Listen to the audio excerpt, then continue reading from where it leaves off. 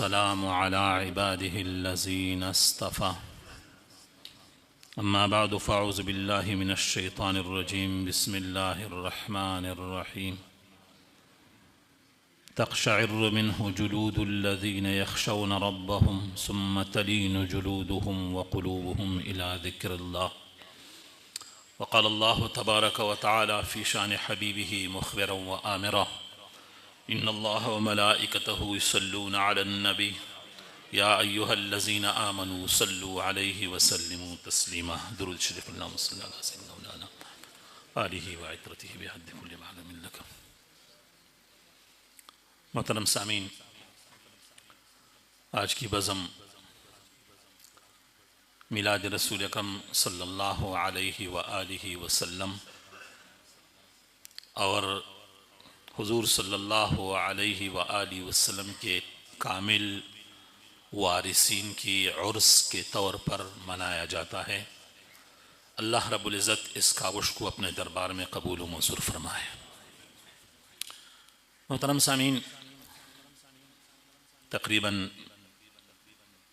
پیر صاحب نے اشارہ اس بات کی طرف کر دیا کہ تھوڑا بیان تربیتی ہونا چاہیے۔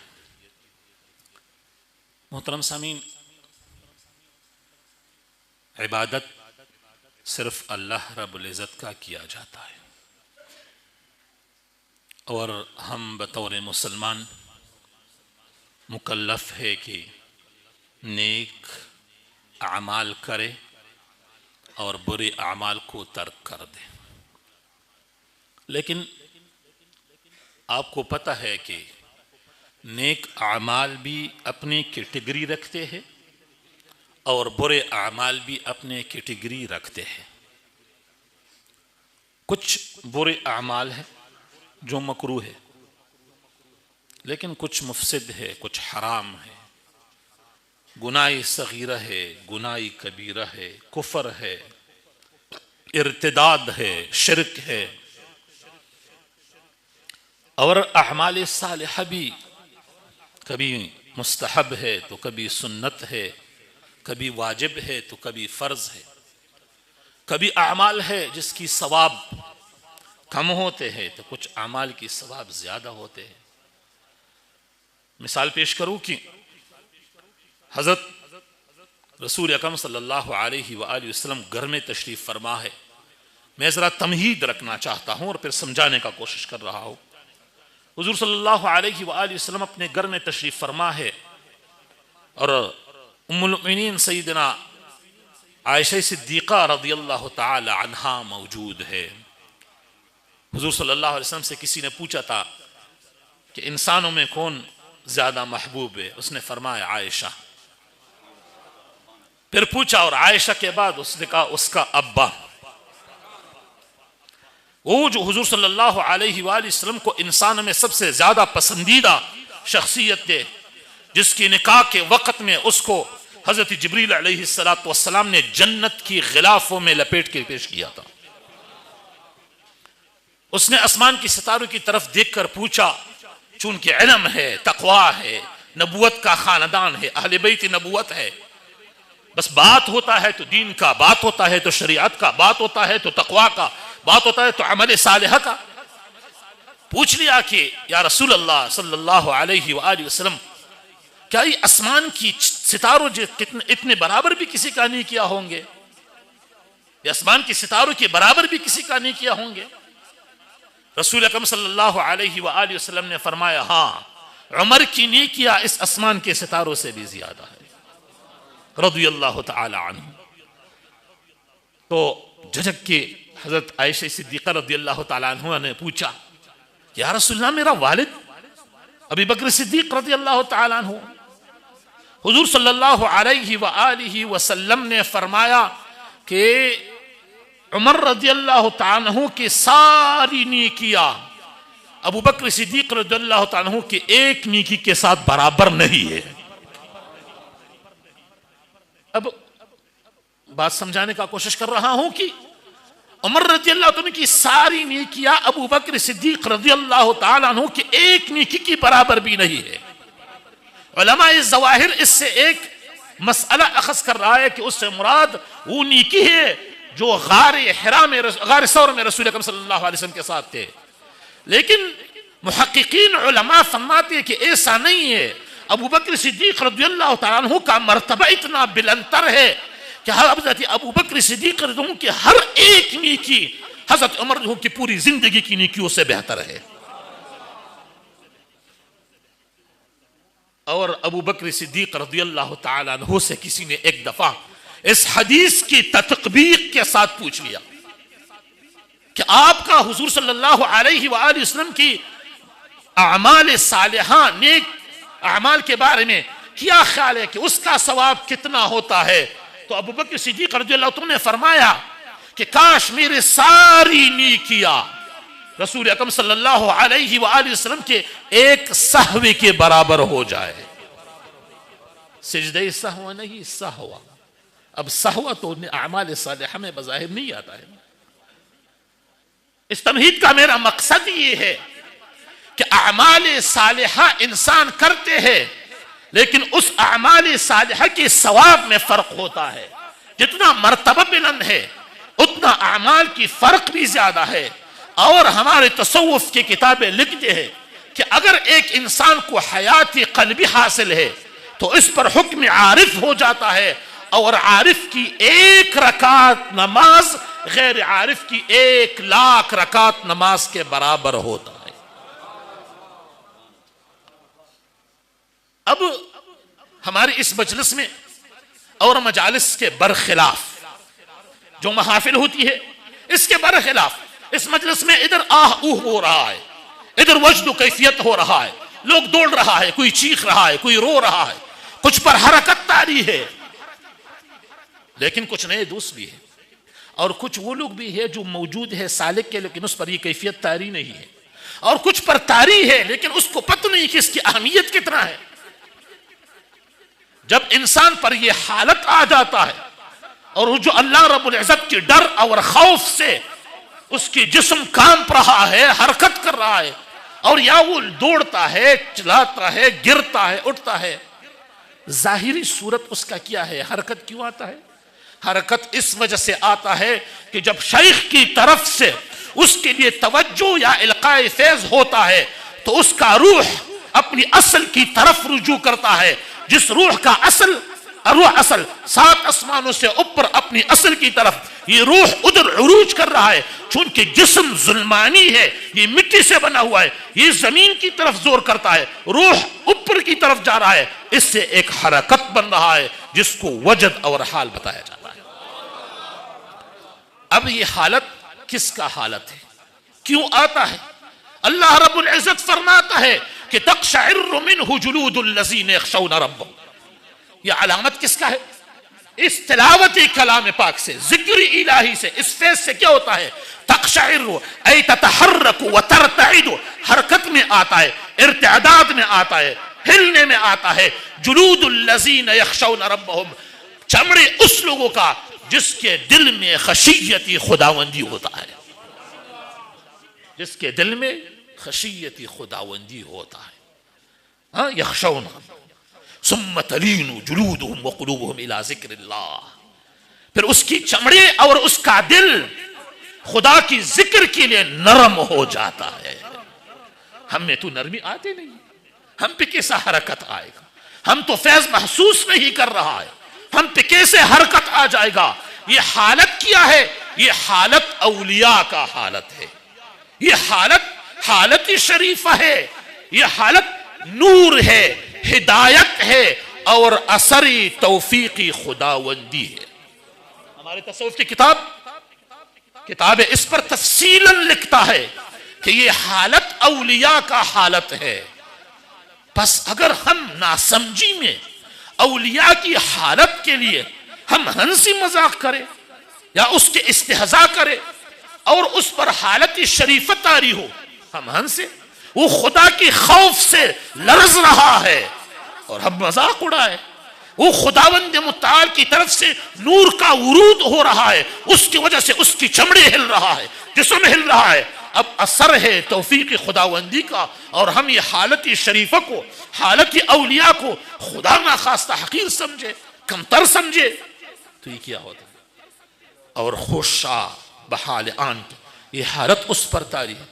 ہمارے تصوف کی کتابیں لکھتے ہیں کہ جس انسان پر یہ حرکت آ جاتا ہے تو اس کی گناہ ایسا گرتے ہیں جیسا خزان کی موسم میں خشک پتے درختوں سے گرتے ہیں, اسی طرح اس کی گناہ گرتے ہیں. اور پچھلے زمانے میں جس اولیاء پر یہ حالت طاری ہو جاتا تھا اور جس زمین پر گرتا تھا اس زمین کی مٹی لوگ بطور تبرک گھر میں محفوظ کرتے تھے. یہ مجھے ابھی تک یاد ہے کہ محمد ایجنسی میں ابھی بھی وہ علاقہ موجود ہے جس میں ایک شخصیت پر یہ حالت طاری ہو چکا تھا. ابھی تک وہ علاقے سے لوگ جا کر مٹی اٹھاتے ہیں اور گھر میں تبرکن رکھتے ہیں. اور محترم سالکین یاد رکھو کہ یہ حالت جو آتے ہیں یہ حالت انبیاء پر آتے تھے. اللہ رب العزت فرماتے قرآن میں موجود ہے, موسیٰ علیہ السلام کو ہی طور پر موجود ہے. خداوند متعال سے ہم کلام ہو رہا ہے, اللہ رب العزت کی آواز سن رہا ہے, بات سن رہا ہے, شوقی دیدار بڑھ رہا ہے. رب ارینی الہی, دیدار کرا دے, میں آپ کو دیکھنا چاہتا ہوں الہا. شوقی دیدار بڑھ رہا ہے. ادھر سے اللہ رب العزت فرماتے لن ترانی, اے میرے کلیم تو مجھے دیکھ نہیں سکتا ہے, طاقت نہیں ہے تم میں مجھے دیکھنے کا. ادھر سے التجا ہے رب ارینی الہی, میں آپ کو دیکھنا چاہتا ہوں, مجھے دیدار کرا دے. خداوند متعال فرماتے لن ترانی. روایت موجود ہے حتیٰ کہ اس کے خوشحالی کے لیے 70,000 فرشتے بھی کہتے تھے رب ارینی رب ارینی رب ارینی. ادھر سے آوازیں آتے تھے لن ترانی, تو مجھے نہیں دیکھ پا رہا ہے, نہیں دیکھ سکتا ہے. اللہ رب العزت فرماتے ولکن انظر الجبل فإن استقر مکانہ فسوف ترانی. اللہ رب العزت فرماتے اس پہاڑی کی طرف دیکھ, اگر یہ پہاڑی میرے ایک تجلی کی طاقت رکھتا ہے تو شاید تم مجھے دیکھ پاؤ گے. فلما تجلی ربہ للجبل جعلہ دکا وخر موسیٰ صعقا. جب اللہ رب العزت نے ایک تجلی صفاتی کر دیا اس پہاڑی کی طرف, فجعلہ دکا, وہ پورا پہاڑ ریزہ ریزہ ہو گیا. وخر موسیٰ صعقا, اور موسیٰ علیہ السلام اللہ رب العزت کی اس تجلی کی وجہ سے گر گئے اور چیخنے لگے, آوازیں اٹھا دے رہے تھے. یہ وجد ہے, یہ حالت شریفہ ہے, یہ حالت اولیاء ہے. یہ اللہ رب العزت کے اس لوگوں پر عنایت ہوتا ہے جس لوگوں کے دل میں خشیت خداوندی ہوتا ہے. حضور صلی اللہ رب العزت فرماتے انما یخشی اللہ من عبادہ العلماء. سب سے زیادہ خشیت کس میں ہوتا ہے؟ علماء میں ہوتا ہے. پس یاد رکھو کہ عالم ربانی وہ ہے جس میں خشیت خداوندی ہوتا ہے, اور خشیت خداوندی کا علامت یہ ہے کہ اس پر یہ حالت طاری ہو جائے گا. کیونکہ خداوند متعال نے فرمایا نا کہ تقشعر منہ جلود الذین یخشون ربہم, جس میں خشیت خداوندی ہوتا ہے اس پر یہ حالت طاری ہوتا ہے. اور سب سے زیادہ خشیت علماء میں ہوتا ہے, تو علماء کا صفت یہ ہوگا کہ اس میں خشیت خداوندی ہوگا, اور خشیت خداوندی کا علامت یہ ہوگا کہ اس پر یہ حالت وجد طاری ہو جائے گا. یہ بس یاد رکھو. تو یہ حالت کس کا ہے؟ اولیاء کا حالت. یہ حالت کیا ہے؟ نور ہے, یہ ہدایت ہے, یہ اثر توفیق خداوندی ہے, یہ حالت شریفہ ہے, یہ حالت اولیاء ہے, یہ حالت اولیاء ہے. بس اولیاء میں مراتب کا فرق ہوتا ہے. اب اولیاء تو بہت ہے نا, ہر کوئی غوث پاک رحمت اللہ تعالی تو نہیں بن سکتا ہے, ہر کوئی غوث پاک رحمت اللہ تعالی تو نہیں بن سکتا, ہر کوئی امام ربانی مجدد الفسانی تو نہیں بن سکتا ہے. اولیاء کی حالت مختلف ہے, لیکن جو لوگ اولیاء کا راستہ اختیار کرتے ہیں راستہ ایک ہے, سفر کی انداز بدل ہے. ایک روڈ ہوتا ہے نا, اس پر لوگ جاتا ہے, ایک پیدل جا رہا ہے, ایک لنگڑا ہے جا رہا ہے, ایک موٹر سائیکل پہ جا رہا ہے, کوئی سائیکل پہ جا رہا ہے, کوئی گھوڑے پہ جا رہا ہے, کوئی جہاز پہ بھی جا رہا ہے, تو کوئی گاڑی پہ جا رہا ہے.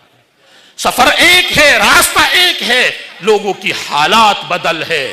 راستہ اولیاء کا ہے, حالت اولیاء کا ہے, یہ حالت شریفہ ہے, لیکن ہر انسان کی حالت کا فرق ہوتا ہے. حضور صلی اللہ علیہ وآلہ وسلم کی مجلس میں جب وہ تشریف فرما ہوتے تھے, کبھی منبر پر جل افروز ہو جاتے تھے, صحابہ کرام کی چیخیں نکلتے تھے, ایسا کہ آخری صحابہ فرماتے ہیں ہم حضور صلی اللہ علیہ وسلم کی آواز نہیں سن پا رہے تھے. کیا ہماری مجالس میں وہ ہم میلاد مناتے ہیں رسول اکرم صلی اللہ علیہ وسلم کا، کدھر ہے ہماری مجالس میں وہ رونا، کدھر ہے وہ حالت شریفہ، کدھر ہے وہ حالت جو رسول اکرم صلی اللہ علیہ وآلہ وسلم کے سینہ مبارک سے نماز میں ایسے آواز آتے تھے جیسا چکی کا آواز ہوتا ہے، کیا وہ ہمارے سینوں سے بھی آتا ہے؟ کدھر ہے وہ حالت شریفہ جو حضرت غوث پاک رحمت اللہ تعالی علیہ کی مجلس میں وجد اور کیفیت کی وجہ سے ایک ایک وقت میں 7 اور 8 جنازے اٹھ جاتے تھے؟ کدھر ہے قادری صاحبان کے مجالس میں وہ کیفیت؟ وہ جو قادری اس زمانے میں غوث پاک رحمت اللہ تعالی کے زمانے میں ہوتے تھے، وہ غوث پاک رحمت اللہ تعالی جو ایک دفعہ واقعہ بہت مشہور ہے، اس کا ایک بیٹا مبارک علم دین حاصل کر کے آیا، جمعہ کا خطبہ سنایا اور سب لوگ مجلس میں خاموش بیٹھے تھے، بڑی دلائل کے ساتھ گفتگو کیا، مبارک باہر تشریف لے کے آئے، منبر پر چڑھ گیا اور ایک دفعہ ہاتھ اٹھا کر اتنا کہا کہ لا الہ الا اللہ، پھر مجلس میں کوئی بھی بیٹا نہیں رہا، لوگ اٹھ کھڑے ہو گئے، لوگوں نے کپڑے پاڑ دیا، لوگوں کی جنازے اٹھ گئے اور کچھ لوگ جنگلوں کی طرف دوڑ گئے، 6 دن تک جنگلوں میں دوڑتے تھے۔ یہ حالت کس کا ہے؟ اولیاء کا حالت ہے، یہ حالت شریفہ ہے، ادھر اللہ رب العزت کی فیوزات اور انوارات کا ورود ہوتا ہے، اس کی قلب پر، اس کی روح پر، اس کی سر پر، اس کی خفی پر، اس کی اخفا نفسی و قالبی پر، اس کی جسم پر، یہ حالت ہوتا ہے۔ غوث پاک رحمت اللہ تعالی علیہ، معین الدین چشتی رحمت اللہ تعالی علیہ کی مجلس میں سب لوگ کھڑے ہو کر ناچتے تھے، رقص کرتے تھے۔ کیا مجلس ناچنے اور رقص کا جگہ ہے؟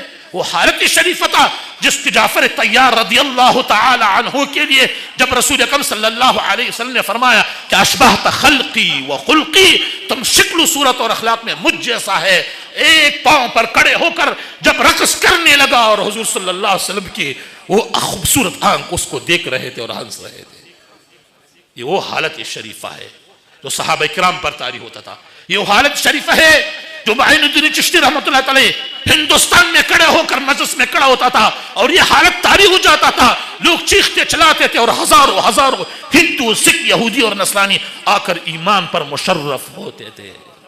یہ وہ حالت تھا، اس وقت طاری ہوتا تھا، یہ حالت تھا جب شاہ نقشبند رحمت اللہ تعالی کی مجلس میں لوگ بیہوش ہو کر گرتے تھے، امام ربانی مجید فسان رحمت اللہ تعالی علیہ کے مجالس میں لوگ گرتے تھے۔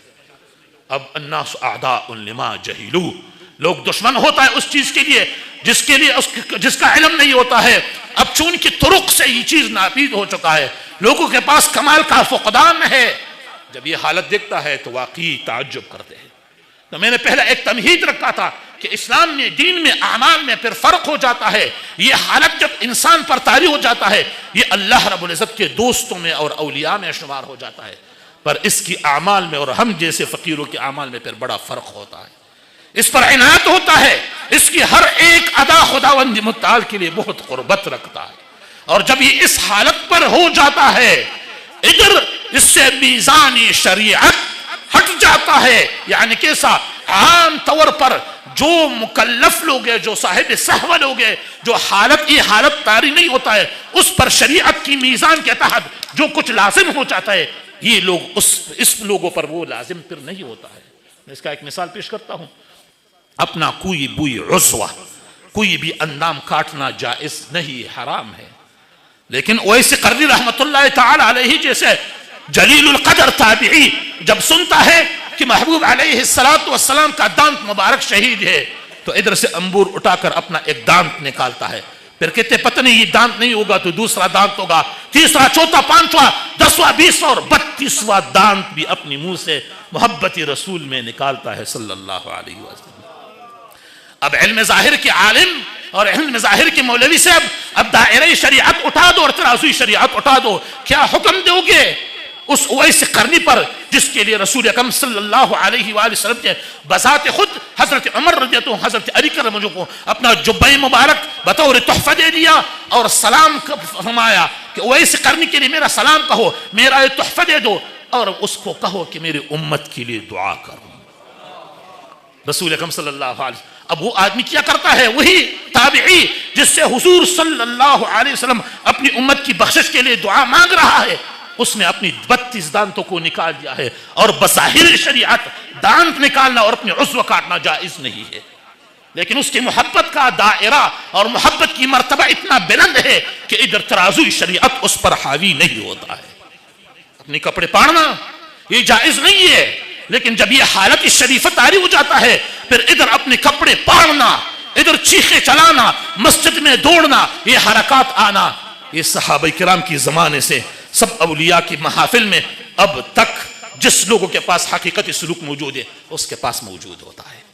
تفسیر مظہری اس پر تفصیل لکھتا ہے، روح المعانی، روح البیان، تفصیلات اس پر بہت زیادہ لگتا ہے. ہمارے کتب شریعت و طریقت اور تفاسیر اور حدیث کی کتاب اس پر تفصیلاً گفتگو کر رہا ہے. آخر میں صرف اتنا بات عرض کر رہا ہوں کہ اگر یہ حالت ہمیں حاصل نہیں ہے لیکن اس کا منکر مت بنو، استہزاء مت کرو، ہنسو نہیں. ایسا نہ ہو جائے خدا نہ خواستہ کہ ابھی مجلس میں تو ثواب کے لیے آئے، جاتے ہوئے ایمان ضائع نہ ہو جائے.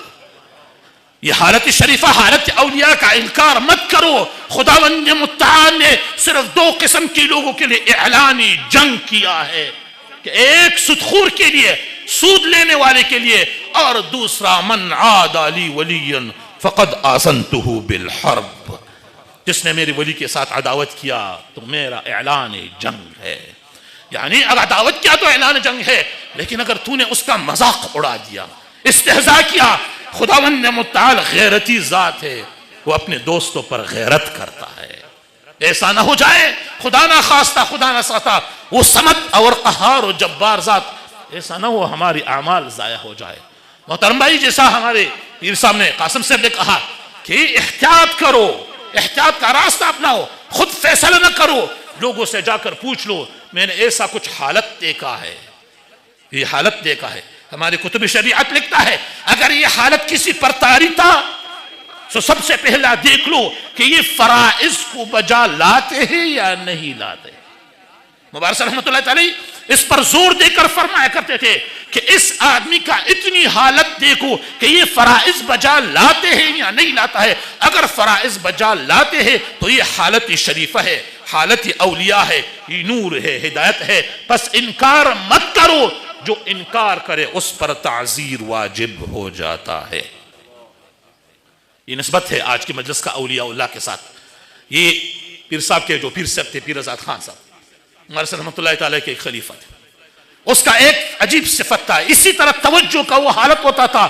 وہ ظاہری علوم نہیں پڑھے تھے، اس کا ایک بات بڑا پسند تھا. وہ کوئی بھی نیا آدمی آیا سامنے بٹھا دیا، بس ایک بات کر رہا تھا، ادھر کمال نقد ہے، نسیان نہیں ہے، سامنے بیٹھو توجہ کرتا ہوں، کمال حاصل ہو گیا تو مان لو، کمال حاصل نہیں ہوا تو انکار کرو، اٹھو. یہ اس کا بات تھا. یہ بہت بڑا بات ہوتا ہے، یہ چھوٹا بات نہیں ہے. وہ سامنے اسی طرح کہتے تھے، آدمی آتے تھے نیا، وہ کہتے یہ کیا کام ہے، وہ کہتے ادھر سامنے بیٹھو، ابھی چند منٹ میں اگر آپ کو اندر کمال حاصل ہو گیا، مان لو کمال حاصل نہیں ہو گیا تو اٹھو اور چھوڑ دو، انکار کرو. اور اس میں ماقی کی کمال حاصل تھا کہ اس کے سامنے بغیر بیعت کے آدمی بیٹھ جاتا تھے اور ایک توجہ کرتے تھے تو واقعی اسی وقت وہ اقرار کرتے تھے کہ کمال حاصل ہو گیا. اس میں یہ کمال حاصل تھے. مبارک صاحب رحمۃ اللہ تعالیٰ کے لیے کمال اخلاص موجود تھے، اور کبھی بھی مبارک صاحب رحمۃ اللہ تعالیٰ کی باتوں میں کبھی بھی حتی مشوری کی حد تک بھی بات نہیں کرتے تھے، کبھی انکار نہیں کیا. اس کا ایک توجہ کا پیر تھا. مبارک صاحب رحمۃ اللہ فرمایا چھوڑ دو، تو پھر ایسا چھوڑا کبھی اس کا رخ بھی نہیں کیا. یہ حالت تھا اس کا. مطلب یہ ہے کہ اس میں یہ کمال بڑا موجود تھا کہ وہ جب بھی کسی کو دیکھتے تھے اور کہتے ہیں کہ آ جاؤ بیٹھو، ابھی توجہ کرتا ہوں، کمال دیکھ لیا تو مان لو، نہیں دیکھ لا تو انکار کرو.